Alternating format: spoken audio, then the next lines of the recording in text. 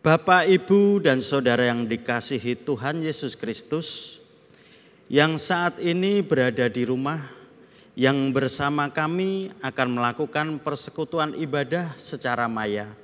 Shalom. Kami atas nama Majelis GKJ Gondokusuman, Yogyakarta, mengucapkan selamat beribadah kepada warga jemaat. Kepada warga gereja lain yang setia, serta yang baru pertama kali mengikuti persekutuan ibadah secara maya pada saat ini, majelis mengucapkan terima kasih. Kiranya Tuhan senantiasa memberkati.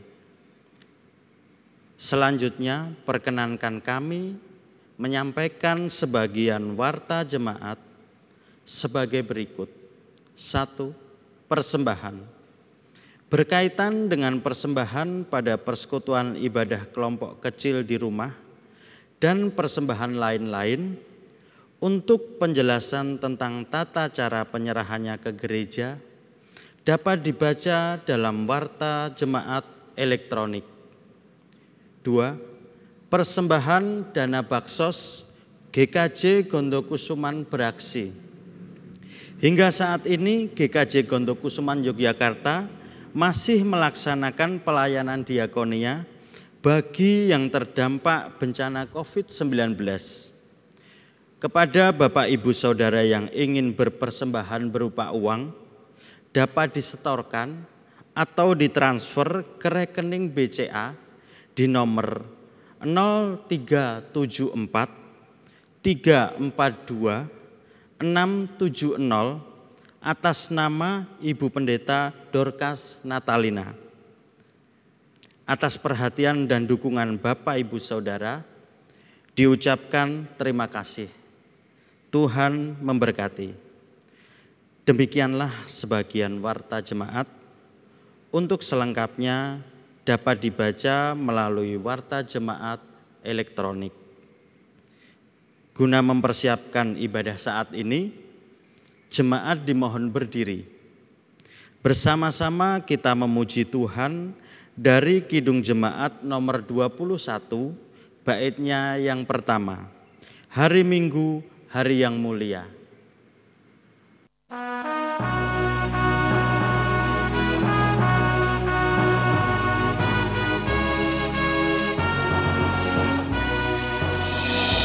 Hari Minggu, hari yang mulia, itu hari Tuhanku. Ia bawa rasa bahagia masuk dalam hatiku. Hari Minggu, hari Tuhan, hari suci dan teduh. Hari Minggu, hari Tuhan, hari suci dan teduh.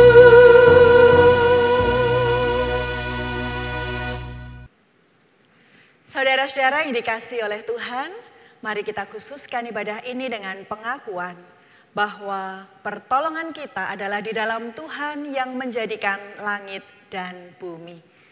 Kasih karunia dan damai sejahtera dari Allah Bapa kita dan Tuhan Yesus Kristus ada pada saudara sekalian. Amin.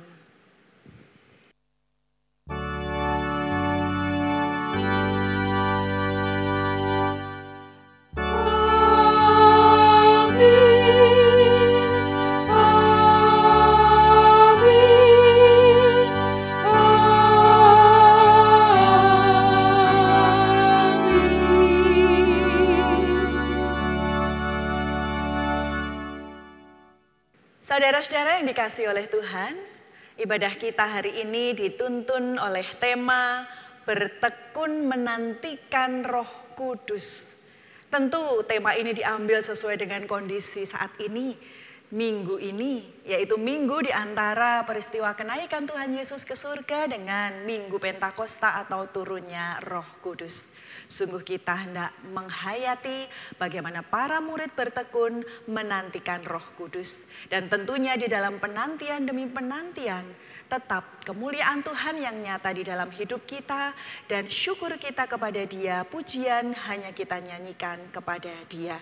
Kita nyanyikan pelengkap Kidung Jemaat 27, pelengkap Kidung Jemaat 27 bait pertama, nyanyikanlah nyanyian baru.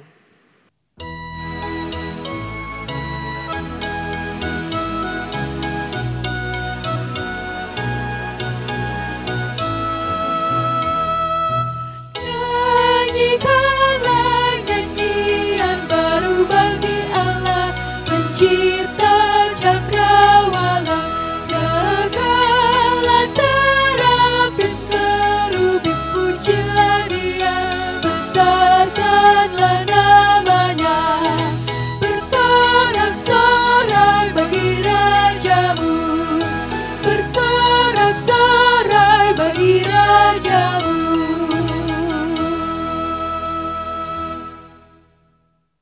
Saudara-saudara yang dikasihi oleh Tuhan, kalau kita menyanyikan nyanyian baru bagi Tuhan, kita menghaturkan pujian kepada Tuhan. Tentu dasarnya yang paling kuat adalah karena kesadaran kita bahwa Tuhan mengasihi kita. Dan kasih itu adalah kasih yang sedemikian besar sehingga memampukan kita untuk mengasihi juga.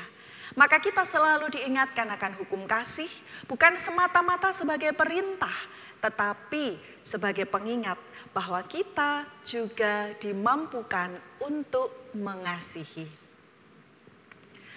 Matius 22 ayat 37 sampai ayat 40. Matius 22 ayat 37 sampai ayat 40 sebagai hukum kasih bagi kita semua.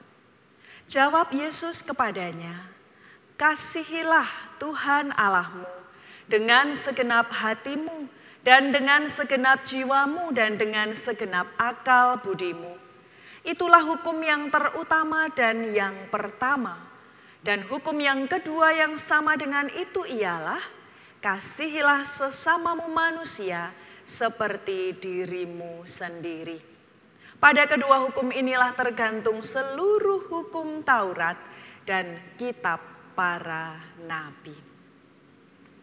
Saudara-saudara yang dikasihi oleh Tuhan, kalau kita mengingat hukum kasih, kita mengingat bahwa kita dimampukan oleh Tuhan untuk mengasihi, maka kita juga bisa mengingat bagaimana kelemahan kita sebagai manusia membuat kita belum bisa melakukan apa yang dikehendaki oleh Tuhan, menggunakan daya kekuatan kita untuk sungguh-sungguh mengasihi. Sehingga hidup kita masih saja berlumuran oleh dosa.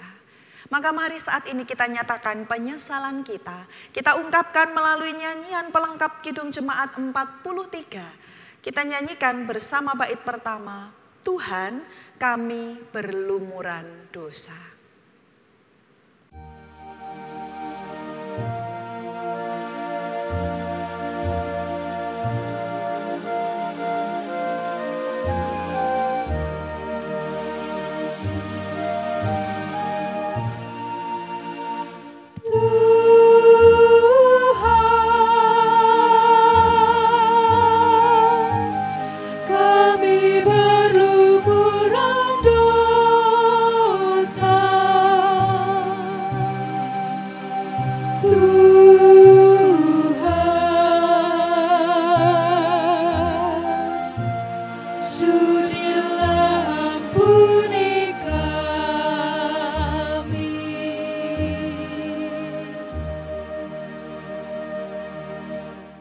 Saudara-saudara yang dikasihi oleh Tuhan, kalau kita menyatakan penyesalan akan dosa-dosa kita, tentu dalam keyakinan bahwa Tuhan yang kepadanya kita menyatakan penyesalan dosa itu adalah Tuhan yang berkuasa untuk memberikan pengampunan, berkuasa untuk menyelamatkan kita.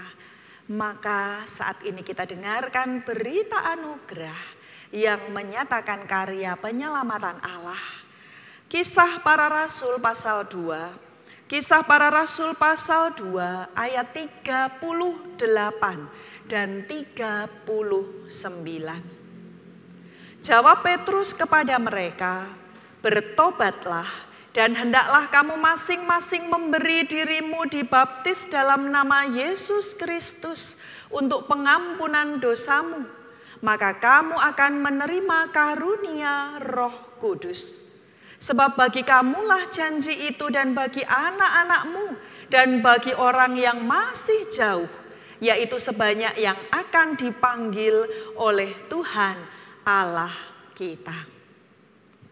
Sangat jelas kata-kata Petrus di Kisah Para Rasul ini. Sebuah anugerah yang besar dari Tuhan. Bahwa orang yang bertobat menerima pengampunan, menerima keselamatan. Dan bahkan itu disiapkan bagi semua orang. Semua orang, bahkan generasi-generasi yang akan datang. Tentunya berbahagia sekali kita yang menerima anugerah sedemikian besar dan sudah selayaknya kehidupan kita jalani seturut dengan anugerah itu dengan menjalaninya sesuai kehendak Tuhan. Petunjuk bagi kehidupan baru kita dari Galatia pasal 5 ayat 16 dan ayat 17. Galatia 5 ayat 16 dan ayat 17. Maksudku ialah hiduplah oleh Roh, maka kamu tidak akan menuruti keinginan daging. Sebab keinginan daging berlawanan dengan keinginan Roh, dan keinginan Roh berlawanan dengan keinginan daging, karena keduanya bertentangan. Sehingga kamu setiap kali tidak melakukan apa yang kamu kehendaki. Sebagai orang yang diselamatkan oleh Tuhan, kita harus siap untuk hidup dalam bimbingan Roh Kudus. Untuk bisa selalu berjalan seturut dengan kehendak Tuhan. Dan dalam bimbingan Roh Kudus berarti kita harus juga siap untuk selalu dekat dengan Tuhan. Menyatakan kesanggupan kita hidup dalam kehidupan yang baru, mari kita nyatakan melalui nyanyian Gita Bakti 215. Gita Bakti 215, kita nyanyikan bait pertama, ku ingin selalu dekat padamu. Kita nyanyikan sambil berdiri.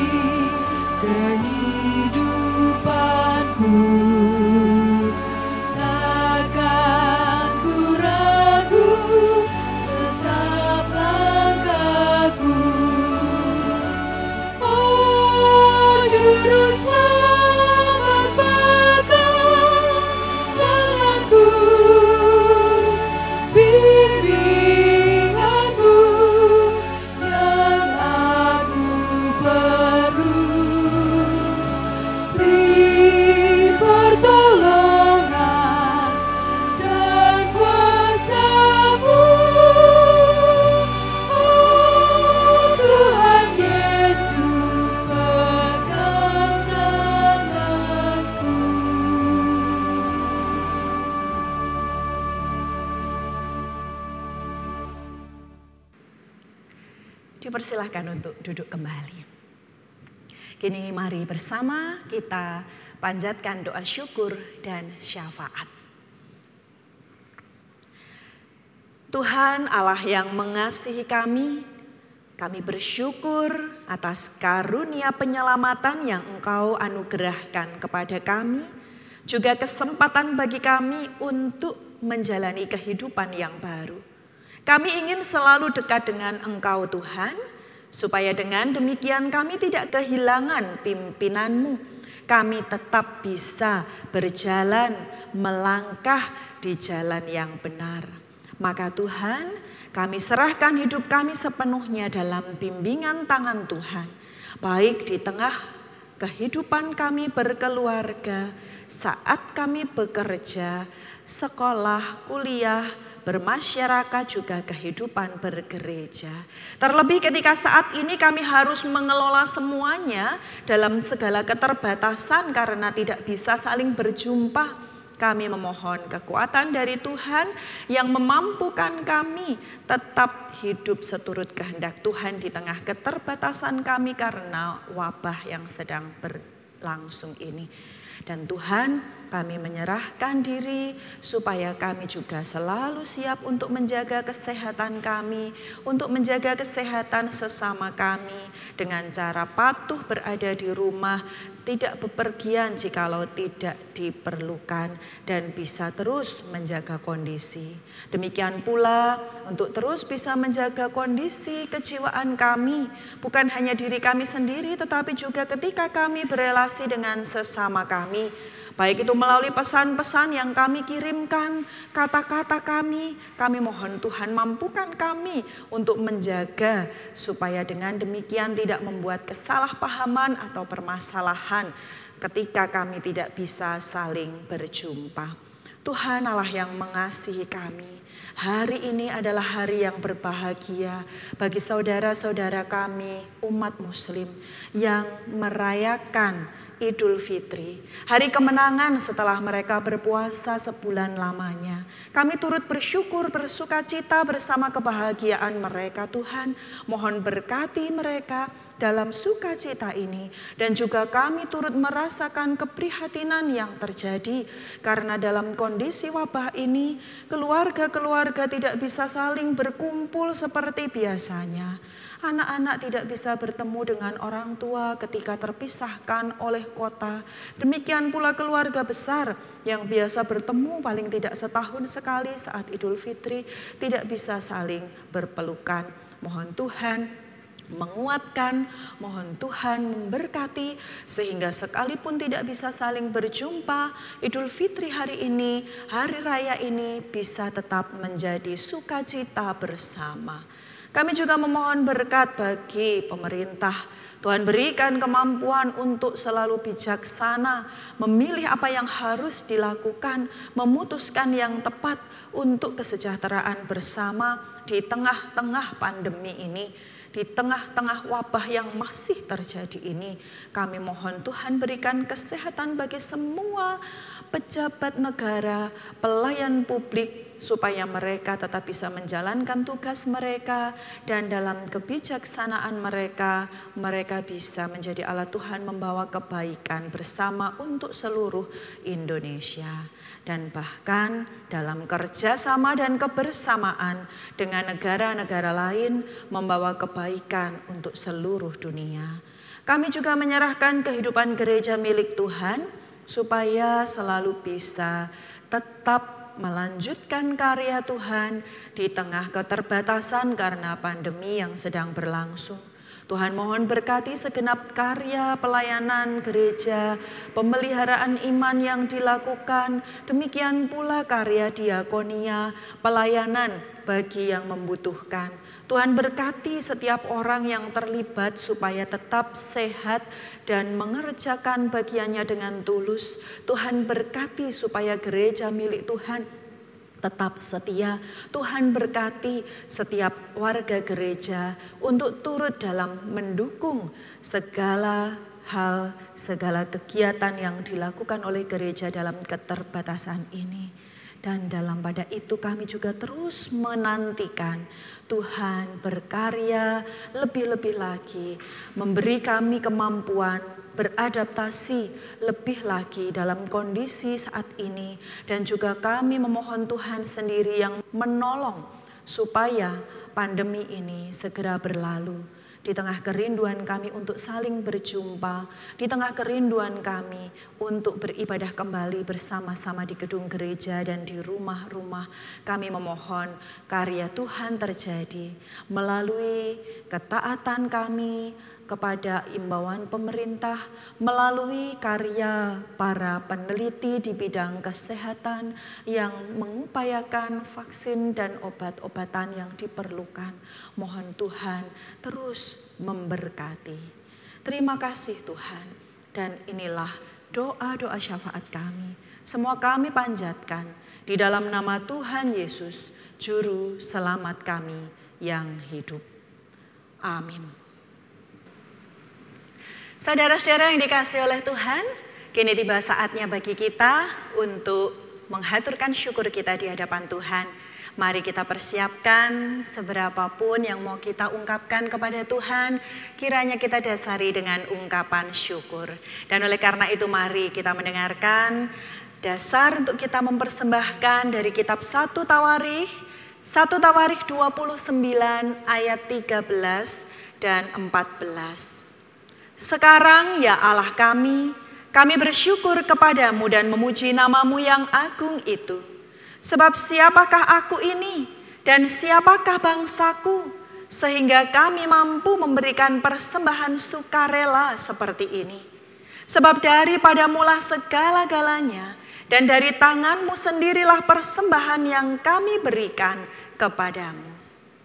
Mari kita persembahkan persembahan syukur kita kepada Tuhan. Kita persembahkan pula nyanyian kita di hadapan Tuhan. Kita nyanyikan pelengkap Kidung Jemaat 147, bait yang pertama, di sini aku bawa.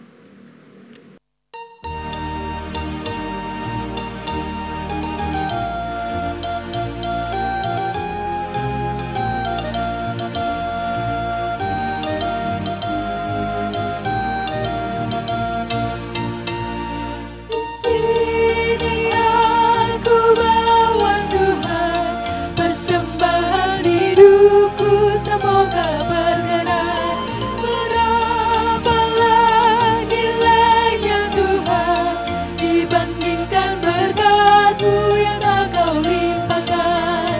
Terimalah Tuhan, oh terimalah Tuhan.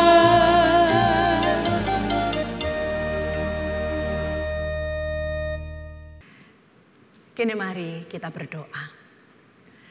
Tuhan Allah yang mengasihi kami, terima kasih atas segenap berkat yang sudah kami terima dan kami berkesempatan untuk mengelolanya. Terima kasih untuk kesempatan kami menghaturkan syukur kami kepada Tuhan melalui persembahan dan nyanyian kami. Dan mohon Tuhan memberkati supaya uang persembahan yang kami kumpulkan bisa menjadi jalan berkat Tuhan bagi karya pelayanan gereja milik Tuhan di GKJ Gondokusuman, di gereja-gereja yang Tuhan izinkan untuk terus berkarya. Kami mohon Tuhan memberkati. Dan kini Tuhan, kami siap menerima berkat Tuhan lebih lanjut. Kami siap mendengarkan firman Tuhan. Kami menyerahkan diri untuk Tuhan bimbing, untuk Tuhan sertai, sehingga kami bisa mengerti kehendak Tuhan. Terima kasih Tuhan, di dalam nama Tuhan Yesus Juru Selamat kami yang hidup, kami berdoa. Amin. Saudara-saudara yang dikasihi oleh Tuhan, firman Tuhan hari ini adalah dari kitab Kisah Para Rasul. Kitab Kisah Para Rasul pasal 1 ayat 12 sampai ayat 14. Kisah Para Rasul pasal 1 ayat 12 sampai 14. Saya bacakan untuk kita semua. Maka kembalilah rasul-rasul itu ke Yerusalem dari bukit yang disebut Bukit Zaitun, yang hanya seperjalanan Sabat jauhnya dari Yerusalem. Setelah mereka tiba di kota, naiklah mereka ke ruang atas, tempat mereka menumpang. Mereka itu ialah Petrus dan Yohanes, Yakobus dan Andreas, Filipus dan Thomas, Bartolomeus dan Matius, Yakobus bin Alfeus, dan Simon orang Zelot, dan Yudas bin Yakobus. Mereka semua bertekun dengan sehati dalam doa bersama-sama dengan beberapa perempuan serta Maria ibu Yesus dan dengan saudara-saudara Yesus. Demikianlah firman Tuhan. Yang berbahagia ialah setiap kita yang bersedia mendengarkan firman Tuhan serta memeliharanya. Haleluya.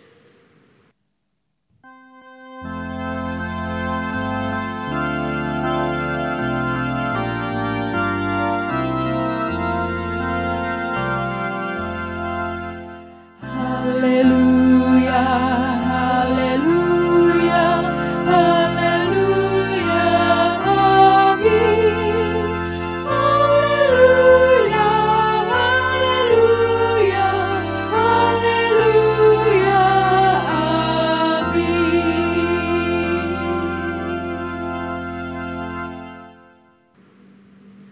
Saudara-saudara yang dikasihi oleh Tuhan, bacaan tadi menunjukkan bagaimana kondisi murid-murid setelah peristiwa kenaikan Tuhan Yesus ke surga.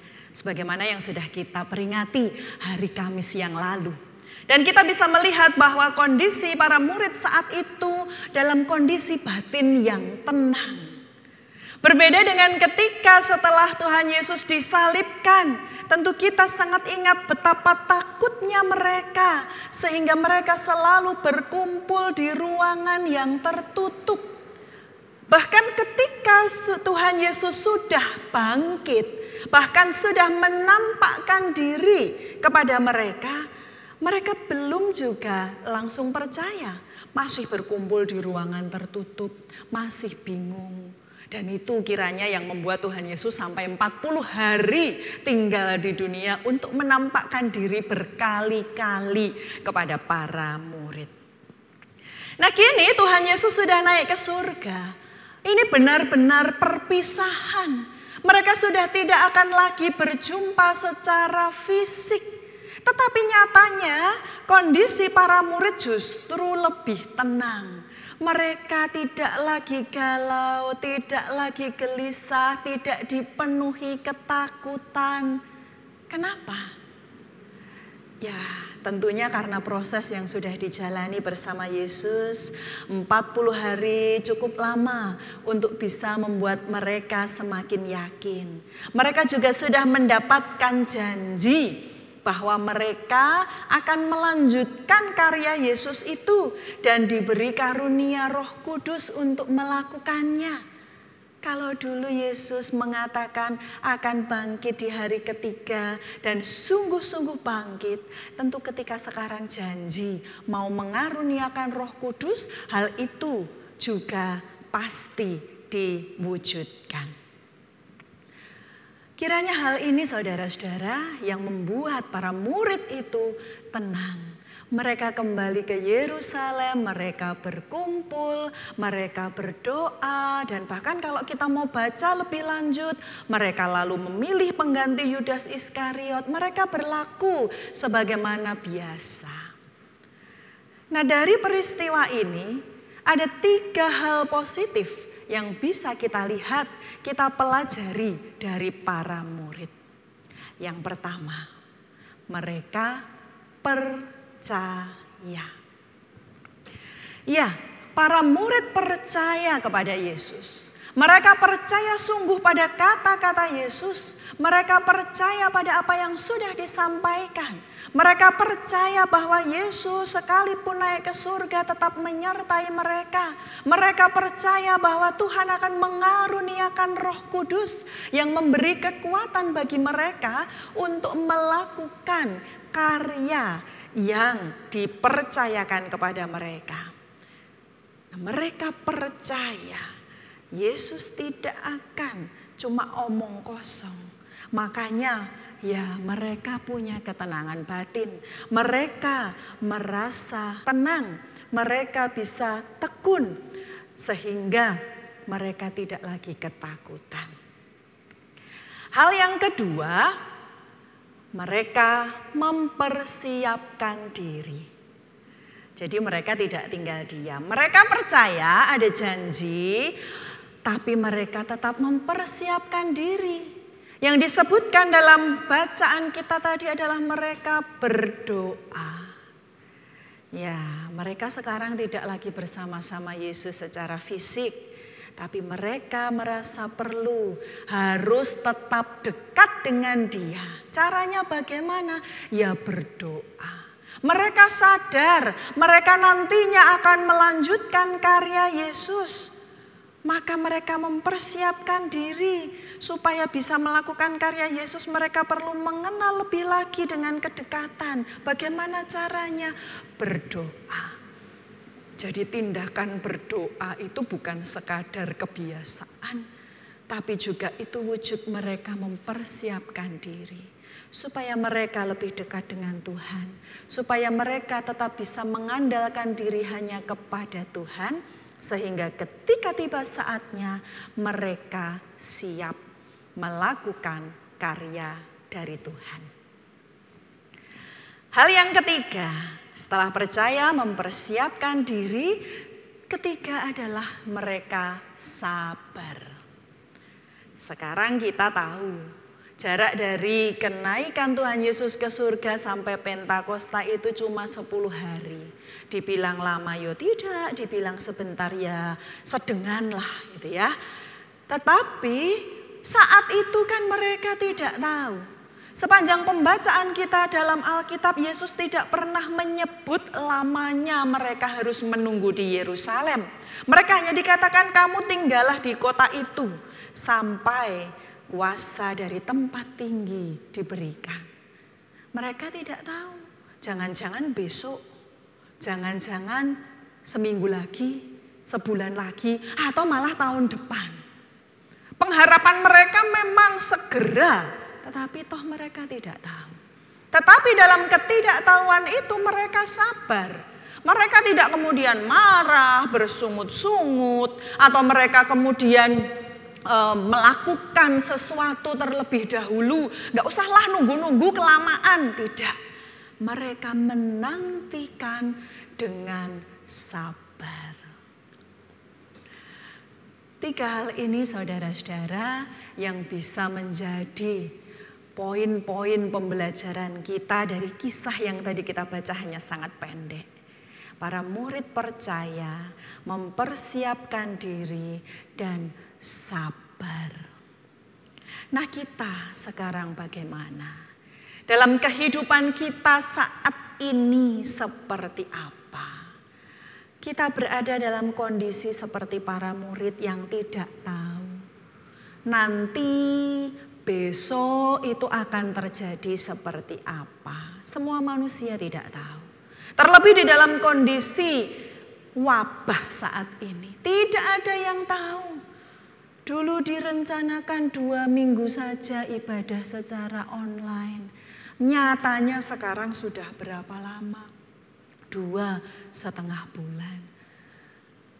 Kita tidak pernah tahu masih lama atau sebentar lagi. Bahkan ada yang sudah mulai mengatakan tidak akan hilang virus corona ini, maka kita harus mempersiapkan diri menuju kehidupan yang berbeda. New normal, normal-normalnya yang baru. Tapi toh ketika kita tidak tahu apa yang ada di depan, mari belajar dari para murid ini untuk tetap percaya. Percaya.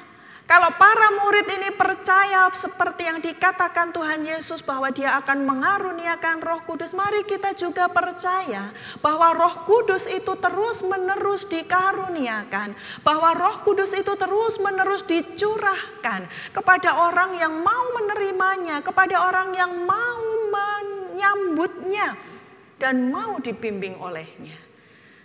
Dan ketika orang dibimbing oleh Roh Kudus, tentu tidak akan kemudian seperti kosong, tetapi memiliki daya kekuatan. Bahkan seperti yang mungkin sering dinyanyikan, Tuhan tidak janji langit selalu biru, hidup selalu nyaman, tapi Tuhan janji menyertai. Jadi seperti para murid, mari kita juga tetap percaya. Dalam pada itu ketika kita percaya, kita juga harus mempersiapkan diri. Mempersiapkan diri untuk apa? Untuk yang ada di depan. Walaupun kita tidak tahu yang ada di depan itu seperti apa, tetapi toh harus mempersiapkan diri. Seperti doa-doa para murid. Doa-doa kita juga wujud persiapan kita. Karena doa-doa kita itu mewujudkan pernyataan bahwa kita berserah kepada Tuhan. Bahwa kita seperti mau berkata, oke Tuhan, aku tidak tahu yang ada di depan. Tapi aku siap, aku mau dipersiapkan oleh Tuhan. Sehingga kalau kita bicarakan dalam kondisi pandemi saat ini ya kita bisa mempersiapkan diri. Entah besok wabahnya berlalu, entah berlanjut. Tapi kita punya persiapan. Karena tadi kita percaya, lalu kita mempersiapkan diri. Dan jangan lupa, yang ketiga, sabar. Kata orang sabar itu sulit sekali. Kata orang sabar itu belajarnya seumur hidup, ujiannya ya setiap saat. Tetapi ya inilah, kita diundang untuk sabar seperti para murid. Mungkin kita merasa kok enggak selesai-selesai, enggak sabar. Mungkin kita merasa kesal, mungkin kita merasa marah, mungkin kita merasa bosan. Tapi ya kita diundang untuk sabar. Karena kita tidak pernah tahu waktunya. Tapi kita punya kepercayaan dan kita sudah mempersiapkan diri. Maka kita bisa sabar. Kita harus sabar ketika berbagai emosi mengaduk kita. Kita harus bisa mengelolanya sehingga stres, emosi itu tidak merusak. Kita harus sabar ketika kita pengen melakukan sesuatu tetapi belum bisa. Kepengen ketemu keluarga belum bisa. Kita harus bersabar. Ketika kita kepengen sekali bahkan ketika pengen membantu orang lain. Duh kok ya punyanya cuma ini tidak bisa menolong dan sebagainya. Kita juga harus sabar. Sampai pada waktu Tuhan bagi kita. Jadi kesabaran bukan cuma masalah, oh ya hati yang sabar. Tetapi juga kesadaran bahwa ada waktu yang tepat. Baik untuk berubahnya situasi, baik untuk kesempatan kita melakukan sesuatu, juga untuk kita terlibat dalam karya Tuhan. 3 hal ini saudara-saudara menjadi perwujudan kita bertekun menanti Roh Kudus. Percaya, mempersiapkan diri, dan sabar. Ketika 3 hal ini kita lakukan, mari kita yakin bahwa kita akan terus dipakai oleh Tuhan dalam kehidupan kita. Bahwa Roh Kudus yang dijanjikan sungguh-sungguh dikaruniakan. Bahwa ada waktu yang tepat bagi kita. Nah nanti kalau sudah waktunya, ketika sudah tiba saatnya, ya mari kita sambut dengan sungguh-sungguh. Kita lakukan dengan bertanggung jawab apa yang Tuhan percayakan kepada kita. Yang penting sekarang, apapun yang dipercayakan Tuhan pada kita saat ini, apapun yang masih harus kita nantikan pada saat ini, kita percaya, mempersiapkan diri, dan sabar. Amin.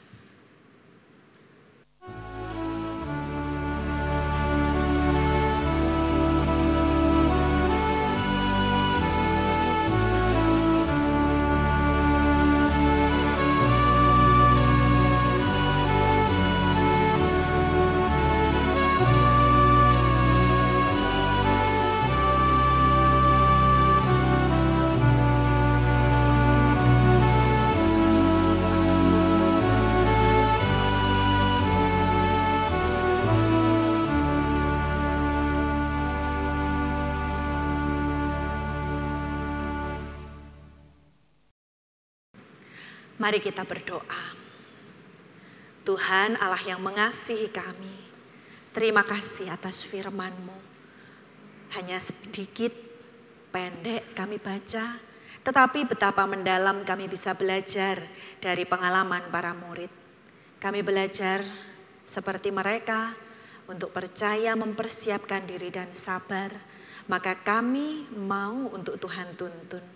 Tolong tuntun kami, Tuhan. Tolong sertai kami. Bimbing kami sehingga hidup kami sungguh bisa seperti para murid yang percaya, mempersiapkan diri dan sabar. Dan kami serahkan hidup kami seluruhnya ke dalam tangan Tuhan. Kami bersyukur atas persekutuan kami pada hari Minggu ini. Sekalipun kami tidak bisa saling berjumpa, persekutuan itu tetap terjaga atas berkat Tuhan.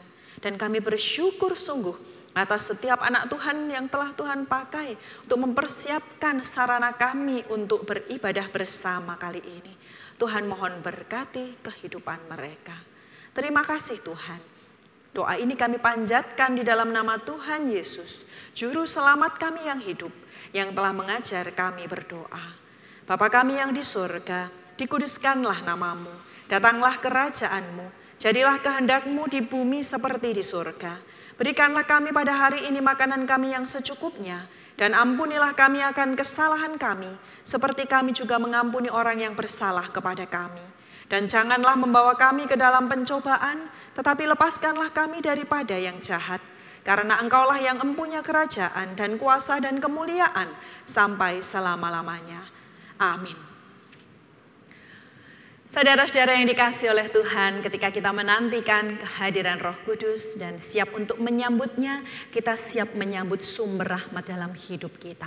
Mari kita nyatakan bersama melalui Kidung Jemaat 240A, bait pertama, kita nyanyikan sambil berdiri, datanglah ya sumber rahmat.